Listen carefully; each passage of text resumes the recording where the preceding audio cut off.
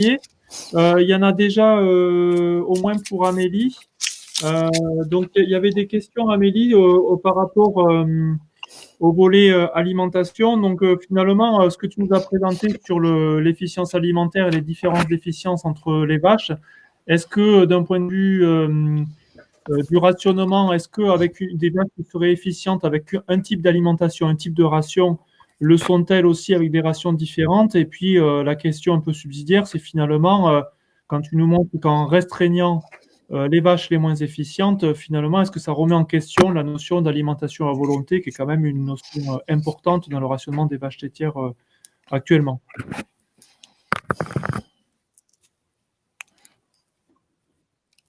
Amélie, est-ce que tu nous entends? Je passe. Alors, je dois avoir un souci de connexion moi aussi.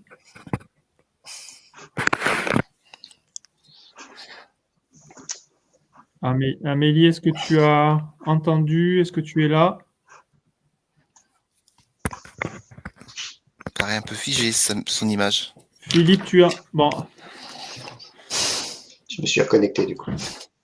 Je sais pas, vous bon. Et m'entendez bien? Amélie étant dans les mêmes bureaux que moi, je vais la laisser répondre.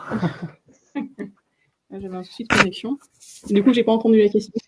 Alors, la question, c'était est-ce que finalement, est-ce que des vaches qui sont efficientes avec un type de ration, le reste avec d'autres types de rations? Et est-ce que par rapport au fait que le rationnement des vaches les moins efficientes permet finalement de regagner en efficience, est-ce que finalement ça remet en question la notion d'alimentation à volonté? C'est un peu de questions complémentaires. Alors, la première question sur l'effet de la ration. Alors, on a fait le test durant le projet défilé avec une ration qui était classique, donc à base d'ensilage de maïs et de concentré, et une ration où on a augmenté la quantité de fibres. On a rajouté de la paille et on a baissé la quantité d'ensilage de maïs et de concentré. Donc, on a observé qu'en moyenne, les vaches maintenaient leur classement d'efficience. Par contre, il y a quelques individus qui passent pas forcément des plus efficientes aux moins efficientes, mais qui gagnent en efficience ou qui perdent en efficience. Donc, en gros, elles gardent leur classement, mais certains individus peuvent bouger en termes d'efficience alimentaire. Donc, pour la deuxième question qui était sur remettre en question le principe d'alimentation à volonté. Alors, c'est une question intéressante sur laquelle on travaille actuellement au sein de l'Institut d'élevage avec l'INRAE. C'est déjà à supposer qu'en élevage, les animaux sont alimentés à volonté. Donc, je pense qu'ils ne sont pas vraiment alimentés à volonté dans les fermes commerciales. Mais sinon, remettre en cause ce principe-là, sans doute oui. Enfin, c'est intéressant. Si on veut gagner en efficience alimentaire à l'échelle globale, c'est un des leviers de faire de la restriction de précision. Sauf qu'actuellement, on n'a pas ce qu'il faut en termes de dispositifs pour faire de la restriction telle que nous, on l'a mise en place à Méjussaume, parce qu'on a fait une restriction totale de la ration et pas seulement partielle. Donc, il faudrait sans doute tester d'autres méthodes.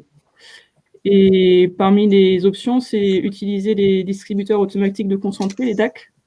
Sauf que là, on ne pourra plus parler d'effet sur l'efficience alimentaire parce qu'on changera en fait la composition de la ration d'un individu à l'autre. Donc, ça touchera sans doute à d'autres mécanismes tels que la substitution ou d'autres mécanismes quand on change le niveau de la ration. Alors, peut-être que Philippe, tu voulais compléter les réponses? Non, c'est complet. Alors, il y a une autre question pour Amélie. Donc, dans ce travail-là, on a cherché à chaque fois, via le RFI et aux mesures associées, à classer les animaux en fonction de leur efficience. Donc, tu as parlé de vaches plus efficientes comparativement à des vaches moins efficientes. Il y a quelques commentaires qui disent, mais finalement, tu nous montres aussi que les vaches les moins efficientes, on a réussi à leur faire, en les rationnant, à les reclasser, à mieux les faire remonter dans le classement. Donc finalement, ces vaches-là, est-ce qu'elles sont pas peut-être plus intéressantes que les efficientes dans le sens où elles sont capables de s'adapter? Est-ce que c'est pas un critère de robustesse à ton sens? C'est une question pas facile. Mais c'est une très bonne question. mais c'est une très bonne question. Et je pense que, derrière, ce qui se cache, c'est est-ce qu'en termes d'efficience, il ne faut pas aussi considérer la notion de robustesse. À mon avis, Nicolas va aborder la question plus tard. Je pense que oui, ces vaches-là sont intéressantes aussi, hein, les moins efficientes, vu qu'elles peuvent rebondir pour améliorer leur efficience alimentaire. Mais ça ne veut pas forcément dire que les plus efficientes, celles qu'on les a identifiées, ne sont pas intéressantes non plus. C'est pas parce que ce sont de bons élèves qu'il faut les mettre de côté. C'est juste qu'il y a différents leviers d'action possibles justement pour répondre à la question de la robustesse. Et la diversité des mécanismes impliqués dans l'efficience montre qu'il faut sans doute bien comprendre ce qui fait qu'une vache est efficiente ou pas pour savoir si c'est dans le contexte d'élevage dans lequel on veut avoir ces animaux-là, si c'est important ou pas comme aptitude individuelle. Donc c'est quand même important à regarder parce que si jamais par exemple c'est la qualité du régime qui est le principal facteur limitant, il est peut-être intéressant d'avoir des animaux qui sont capables de manger plus que d'autres. En complément là des questions ou des commentaires, Amélie a bien mis en évidence qu'il y avait, et Nicolas aussi, que la digestion jouait un rôle important sans doute dans l'efficience et dans les différences d'efficience. Est-ce qu'il y a eu des analyses ou des suivis de microbiote digestif des animaux impliqués dans les expérimentations du projet? Alors, dans Défilé, non, mais par contre, on a participé à un projet, enfin, les mêmes essais qui ont été conduits à Medjugorje ont aussi été utilisés pour le projet Microficient. Et donc, c'était pour voir le lien entre efficience alimentaire et justement microbiote du tractus digestif, à la fois chez les bovins viande et les bovins lait, il me semble. Et alors, de mémoire, on n'a pas observé de lien direct, je crois, entre efficience alimentaire et différence de composition du microbiote. C'est ça, Philippe? Oui, il y en a pas on en a trouvé sur le méthane, mais on n'en a pas trouvé sur l'efficience alimentaire. Par contre, après, il y a des études dans le monde qui montrent qu'il y a des différences. Oui. Mais il y a des études qui montrent qu'il y a des différences de microbiote, mais dans notre cas, on n'en a pas vu a priori. Il y avait une autre question. Je ne sais pas trop pour lequel de vous trois, mais c'était en lien avec la sélection, puisque Amélie et Yannick, dans leur présentation, ont expliqué que ce qui avait été mis en évidence, c'était que des animaux avec des volumes de rumen plus importants semblaient être les plus efficients. En termes de sélection, est-ce que sélectionner sur des animaux de petits gabarits, ça voudrait dire qu'on sélectionnerait des animaux inefficients, ou inversement, est-ce que sélectionner des animaux de grands gabarits permettrait de sélectionner des animaux plus efficients? Mais pour l'instant, on ne fait pas de lien entre le gabarit et le volume du rumen. Hein. On constate le volume du rumen tel qu'il est et on n'a pas fait de lien pour l'instant entre ce volume du rumen et les autres paramètres morphologiques, on va dire, hein, sachant qu'il peut n'y avoir absolument aucune relation, c'est-à-dire que c'est peut-être plus une aptitude digestive ou une aptitude liée à la morphologie du tractus digestif, notamment à la capacité à vidanger le rumen, entre guillemets, et à faire transiter plus vite la ration, qui peut être en cause, et le volume est une conséquence, hein, parce que l'abdomen est très très souple et peut se dilater considérablement.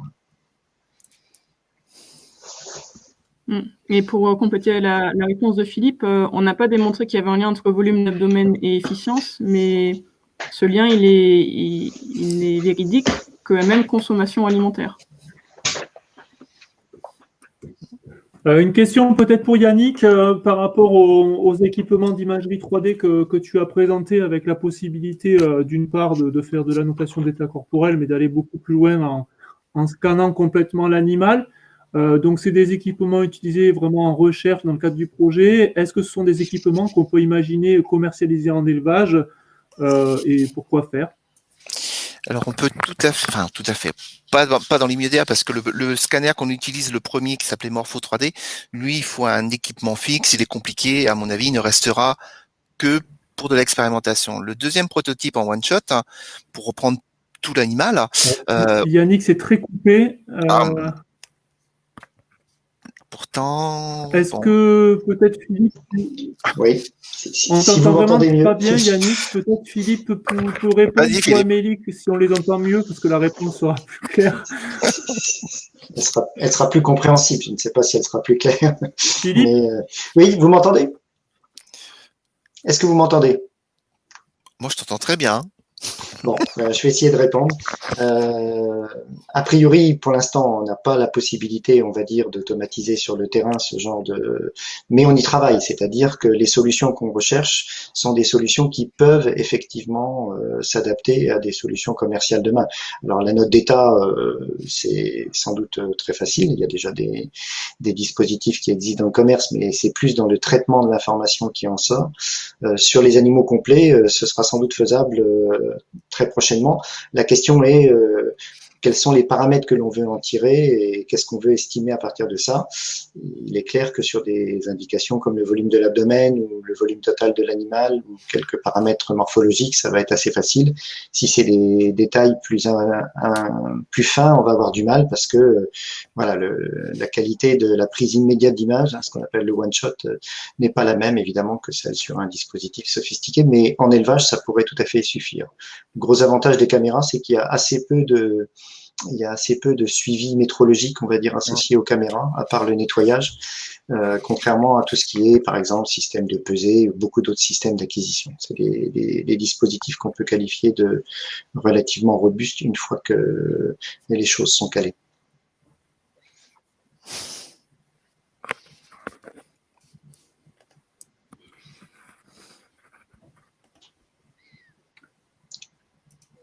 On a perdu Julien.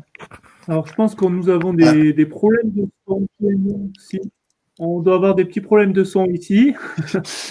Donc, j'espère que tout le monde vous a bien entendu et que c'est que nous qui avons eu droit au message saccadé. Par rapport aux perspectives, par rapport à l'imagerie 3D, qu'est-ce qu'on peut... on a parlé de l'ANEC, on a parlé du volume, mais est-ce qu'on peut imaginer d'autres applications en élevage pour le futur? Je peux essayer de répondre, mais si ça saccade encore, Philippe, tu prendras le relais. Moi, je t'entends bien. Ouais, bon, on va supposer que les gens m'entendent bien. Donc, on peut faire d'autres applications actuellement, par exemple. Nous, on le fait pas directement, mais sur l'expérimentation qui est en Suisse, on fait ce qu'on va appeler le pointage. On essaie de trouver la corrélation pointage imagerie 3D. Donc, ça veut dire qu'il y a d'autres applications qu'on pourrait utiliser pour de la sélection, pour caractériser certains animaux, pour la valeur, on va dire, en viande, parfois aussi de ces animaux. L'intérêt, surtout, c'est que, comme je vous disais, on touche pas l'animal, on limite les risques, et puis demain, on n'est pas, il y a peut-être des critères, il y a peut-être des indicateurs qu'on n'a pas encore déterminés, qui pourraient être intéressants, partiellement sur l'animal. Donc, je pense qu'il y a des applications, mais on en est au début.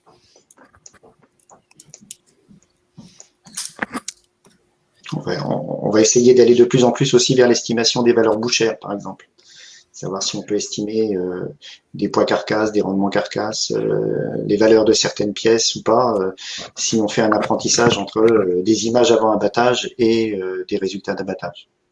C'est une des pistes qu'on peut aussi envisager par ce type d'information via l'imagerie. Et là encore, sans manipulation des animaux, ce qui sur les animaux éventuellement à viande peut être relativement intéressant, parce que encore les vaches laitières se laissent volontiers manipuler et ont l'habitude, on va dire, de la contention. C'est plus compliqué sur les animaux à viande. Ce sont des taurillons pour compléter en Suisse, sur lequel on travaille. Julien, est-ce que tu souhaites... Ça marche? Est-ce qu'on t'entend quand tu parles? Il y a d'autres questions ou... On n'a pas d'autres questions.